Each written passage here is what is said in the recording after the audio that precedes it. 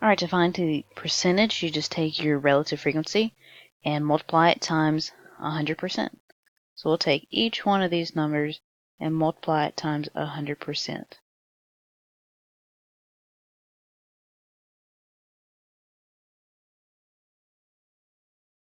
Okay, so that's going to give us 20%, 25%, 10%, 30%, and 15%. Now, if I add up all of the percentages, that should give me 100%. And there's your table. Look at cumulative frequency distributions. That is basically adding up the frequency plus all the previous frequencies above that.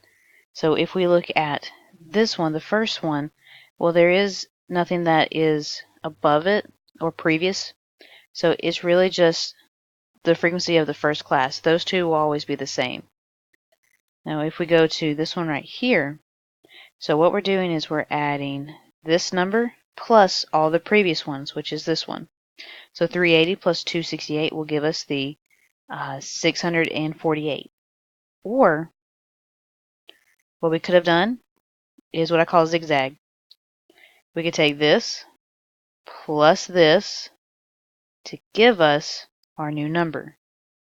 Okay? So if we look at this one, what we're doing is we're taking this number plus all the previous numbers and adding them together. So you add a 380 plus a 268 plus a 408, that will give us the 1056. Or, if you notice, we're adding these three right here. Notice this one. This is the summation of these two. Okay? So what you could do to get this next number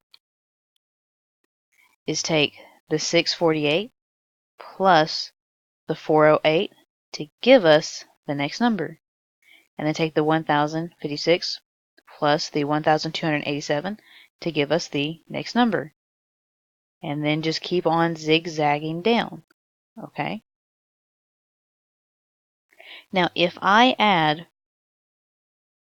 all of these numbers right here, that's going to give me 6,000, which is the exact same number as this right here, because we've looked at all the numbers at that point. It'd be the same exact thing for your percentage, or your relative frequency, or anything like that. So if we look at this right here, we'll go ahead and make this table. So the very first thing, we're looking at 10 participants, and here's our data. And it looks like we're working with 6 classes. So our class width, our maximum looks like 92. And then our min looks like 36. Divided by 6, that gives us 9.3. Remember, we always round up for our class width, so that's going to be 10. Start with the lowest number, 36, and keep adding your class width. So 46, 56, 66, 76, 86. Okay, if this one's going to start at 46, this one will end at 45. And then you just keep on adding your class width.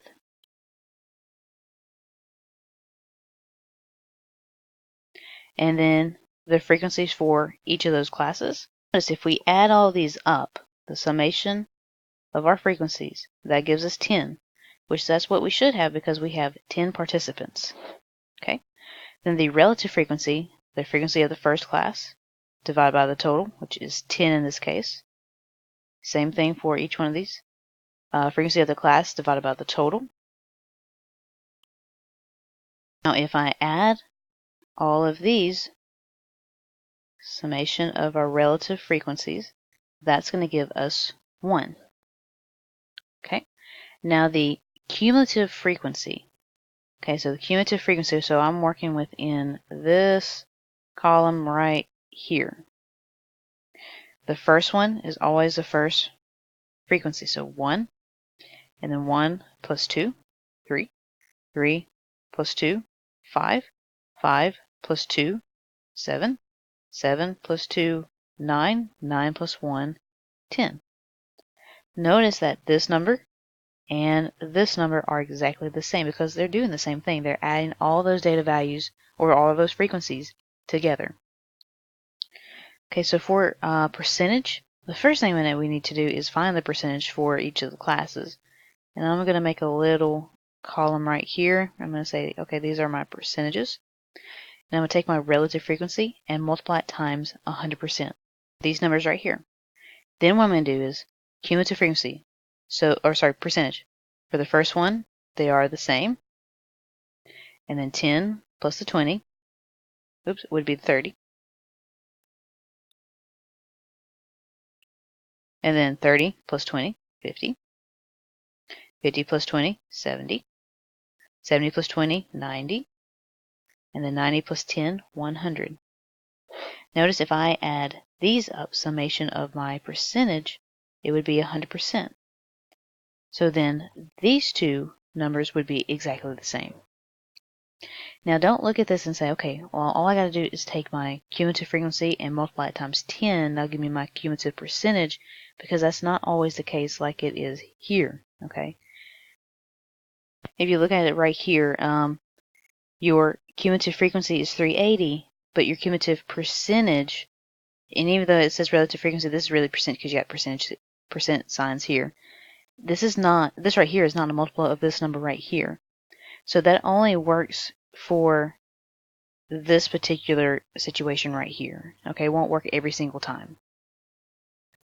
One of the last things I want to show you is this right here.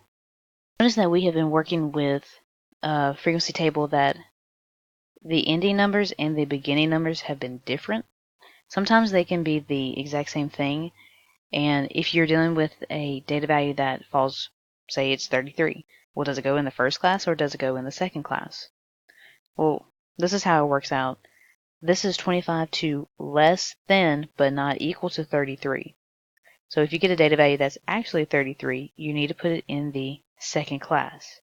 It goes to the class below it. Okay. So if we get to 41, it's not going to go in this class because this goes up to 41 but not at 41. So we need to put that data value in the third class.